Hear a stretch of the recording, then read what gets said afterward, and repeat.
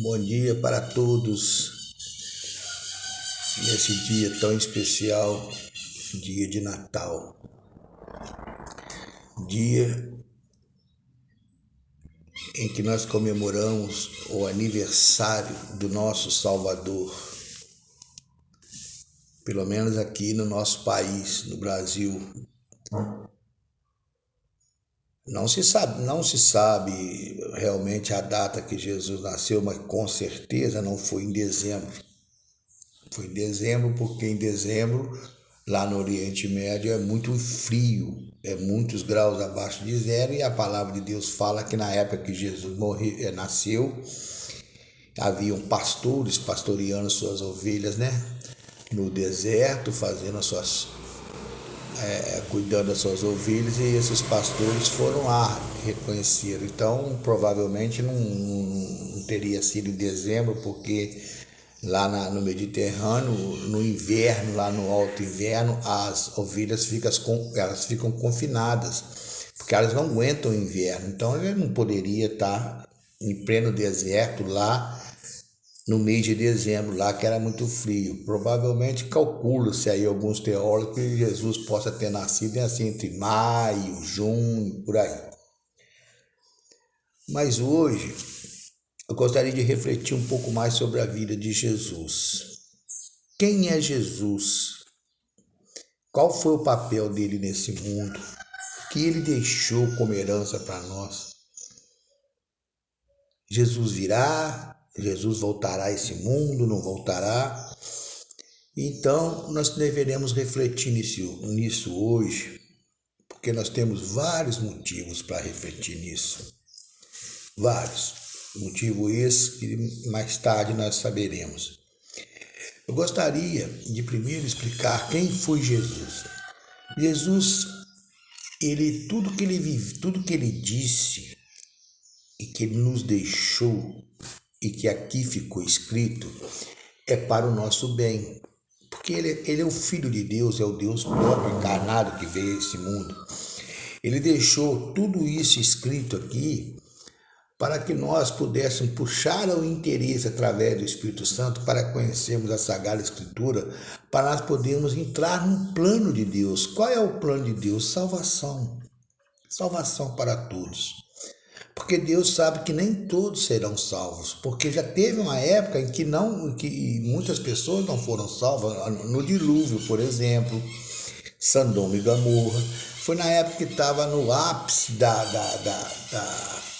do pecado que Deus teve que tomar decisões rígidas. Não que ele seja um Deus rígido e ruim, mas ele é justo.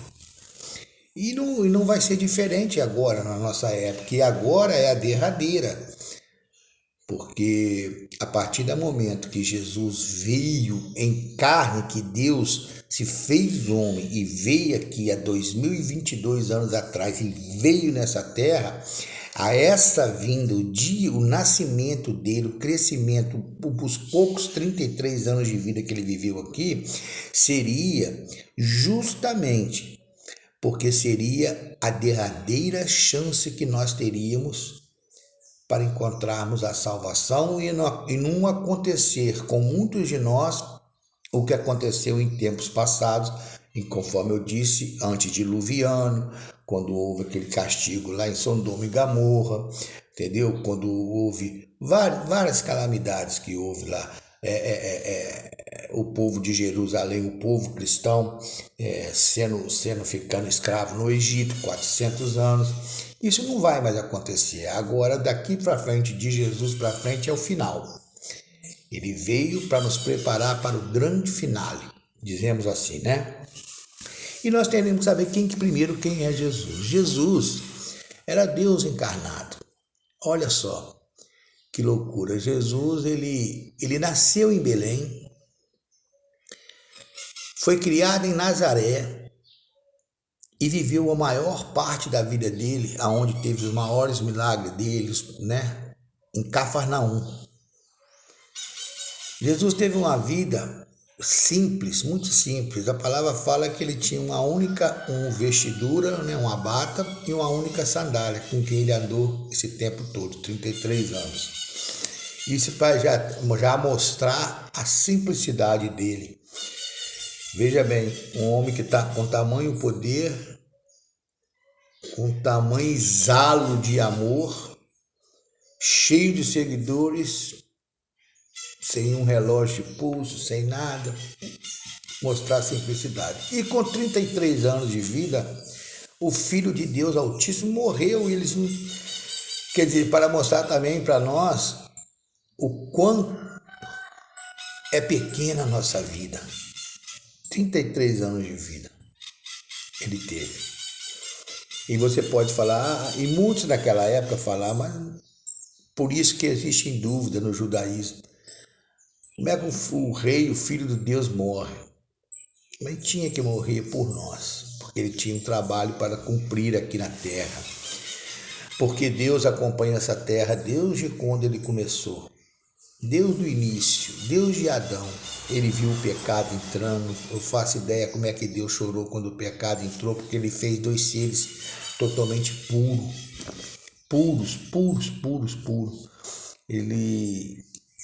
Ele viu o pecado entrando nessa terra, ele viu o desenvolvimento dessa terra de 6, 7 mil anos de lá para cá, o desenvolvimento errôneo dessa terra. Ele nos deu o livre-arbítrio, porque Deus, ele é justo, até nisso ele é justo. Mas ele sabia da consequência que isso dá, porque a palavra de Deus fala que do Pai nós viemos e para o Pai nós voltaríamos. Mas lá para onde nós vamos, que muitos de nós vamos, lá não tem lugar para o pecado. Haja visto porque quem pecou lá em cima foi julgado por terra, que foi Lúcifer, um anjo de luz. Ele pecou e ele desceu, teve que descer, ele teve que sair de lá. Nas hastes celestiais não há lugar para o pecado.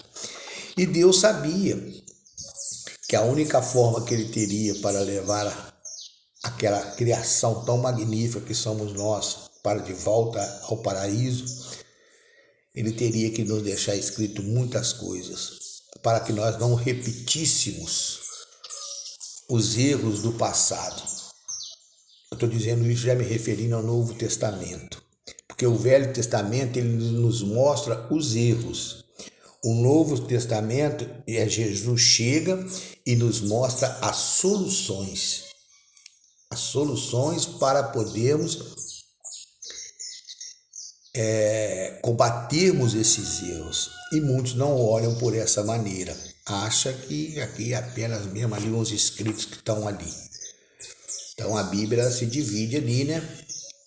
No Novo Testamento, o Velho mostra todos os erros, inclusive Salomão mesmo, Salomão está uns 2000 e poucos anos antes de Jesus, ele foi um grande rei renomado com muitas riquezas. Ele escreve um livro de Eclesiástico inspirado por Deus. Ele começa de uma maneira assim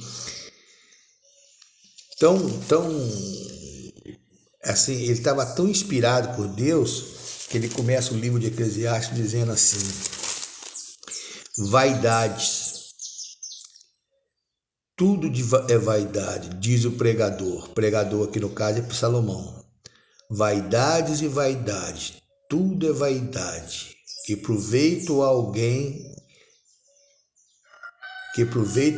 tem de todo o seu trabalho, com que se fadiga debaixo do sol. Geração vai, geração vem, mas a terra permanece para sempre. Salomão fala isso, vaidade. Ele foi enxergar isso quando ele escreve Eclesiástico. Ele escreve 3 livros, Provérbios, Eclesiástico, Cantares. Cantares talvez tenha sido o primeiro, depois Provérbios, Eclesiástico. Ele já devia estar com a idade avançada. E já na sua idade avançada, ele olha para tudo que ele construiu, que foi um dos reis mais ricos do mundo. Tudo que ele construiu, tudo. Ele viu também as calamidades dentro da casa dele, que tinha muitos filhos. Cometeu erros, né? Casou várias vezes, 500 mulheres, 800 mulheres, 500 concubinas, tinha tantos filhos que ele não podia educar os seus filhos. E depois tudo que ele deixa, nós sabemos a história de Israel, que o Deus da época do pai dele, o pai dele reinava todo Israel. Quando Salomão, que foi um dos mais inteligentes homens do passado, mais ricos, sua sabedoria era uma coisa incomum, ele fez grandes conquistas, construiu grandes castelos. Depois, quando ele faz isso tudo, o simples erro que ele cometeu de se entregar a tantas vaidades, né, aos luxos, e não teve tempo para criar os filhos deles. Aí depois os filhos dele, depois da morte dele, entram em guerra, e enfim, tudo que Deus tinha proporcionado para o pai dele, Davi, e para ele, foi dividido, foi tudo repartido. Israel foi dividido. O domínio de Davi em todo Israel, que era um homem servo segundo o coração de Deus, foi dividido. Judá e Jerusalém, o reino do sul, o reino do norte, foi dividido. Foi dividido uma coisa que não era para ser dividida, e assim é a nossa vida. Mas voltando a Jesus,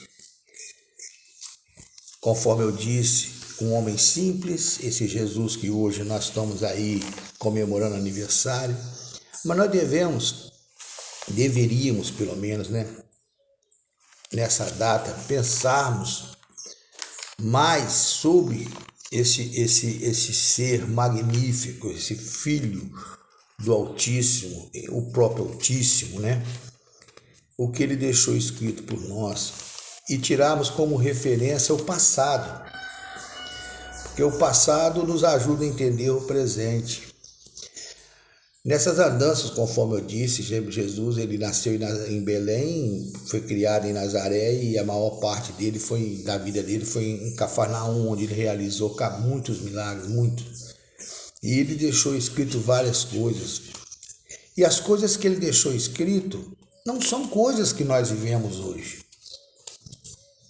Jesus, por exemplo, ele deixou dizendo assim, para uma das ordens que ele deixou para os discípulos dele, foi que honrassem os enfermos, os desprovidos e as viúvas.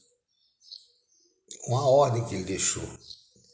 Ele não falou assim, cuidem de suas riquezas, sejam ricos e férteis.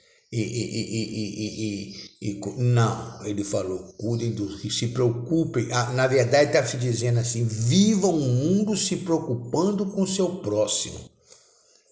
Isso ele disse antes de morrer. Cuidem das viúvas, dos necessitados, dos enfermos. Mais na frente, já depois da morte dele, aí já nos escritos dos apóstolos que conviveram com ele, eles usam outras palavras. Por exemplo, João escreve que era o filho do trovão, que se tornou o filho do amor, né? O homem. João, ele escreve já o seguinte, que o amor de Deus é um amor insuperável, infinito, e quem não ama o seu irmão não ama Deus, quem não ama o seu próximo não ama Deus. Ele está dizendo a mesma coisa que Jesus disse, mas dizendo com as suas palavras, inspirada por Deus. Outra coisa que as pessoas talvez hoje não entendem, nós vivemos num mundo muito conturbado, gente. E nas escrituras perguntaram para Jesus uma vez quando que ele voltaria, porque ele disse que ele ficaria por pouco tempo com isso, e quando ele falava isso, ele feria o coração dos seus discípulos, de Paulo, Pedro. Paulo não vivia com ele na época, Paulo veio 30 anos depois de Jesus, mas Pedro, João, Marcos, ele feria, que ele dizia, não, a minha hora está chegando, eu vou ficar pouco tempo. Eles sempre souberam disso. E eles perguntaram a Deus, a Jesus, quando que essas coisas aconteceriam. Jesus falou que não poderia revelar, e está em Mateus 24, quem quiser, pega lá Mateus 24 e lê o capítulo 24, todo é pequeno. Jesus deixou, ele deixou sinais de quando estaria perto a sua vinda. Os sinais que aconteceria nesse mundo, que quando estaria bem perto da sua vinda, e nós não vamos ver lá terremotos, guerra, maremoto, filhos se levantando contra pai, excesso de vaidade, o amor se esfriaria nesse mundo. E eu acho que eu não preciso dizer mais nada, porque nos últimos tempos aí nós temos vivido isso aí, tá aí às claras, aí só não quer enxergar quem não tem coragem de abandonar se faz uma coisa, que vive uma vida desse jeito, mas escrito está e acontecendo está. Nós vivemos os últimos 3 anos aí um problema com essa Covid, com essa praga aí, é um sinal. Muitas das pessoas, muitos aí fanáticos dizendo que era o fim do tempo, eu sempre disse, não, isso aí é sinal que está se aproximando. Depois veio essa Covid, está aí até hoje, aí, agora voltando um pouco mais. E aí a gente viu também aí essa guerra da Ucrânia, isso parece que não tem fim, isso vai trazer resultados. Vimos também a frieza no coração do mundo, do homem, quando Jesus falou que nós teríamos que amar nossos próximos, nessa política que nós tivemos. Agora estou falando aqui dentro do nosso país, essa política aí, o que uma simples vaidade, conforme Salomão disse lá atrás, vaidade, tudo é vaidade. Ele notou que as coisas mundanas são vaidade. E o que nós vimos agora foi o que a vaidade política causou entre nós. Quantas amizades que foram aí ceifadas, né? Amizades antigas, pessoas que nasceram juntas, eu já disse uma vez, quanta inimizade, quanta discórdia que trouxe, quanto ódio, intolerância, tudo que Jesus falou para não fazermos, mas quanto que isso, olha, o coração do homem está envenenado. Então, meus irmãos, este Natal, nós devíamos pararmos e pensarmos sobre tudo isso. O que é o significado do Natal? É fazermos que Jesus viva em nós. Jesus quer nascer em nós. Ele, por enquanto, ele ainda não está dando tempo dele nascer em nós. Se ele ainda não nasceu em você, deixe que ele nasça em você. Porque só ele pode mudar esses erros, cortar essas arestas malignas que estão em você. Eu digo para você, com seus próprios meios, com seus próprios esforços, com livro de autoajuda, você não vai conseguir se moldar segundo o coração de Deus. Mas com isso aqui você consegue. Com isso aqui. Então, o Natal não é simplesmente para adorar, né? Fazemos festas, adorar aniversário de Jesus, tudo bem, mas ele não é isso que ele quer nascer em nós, porque ele tem esse poder de nascer em nós, ainda que você tenha 40, 50, 60 anos de vida,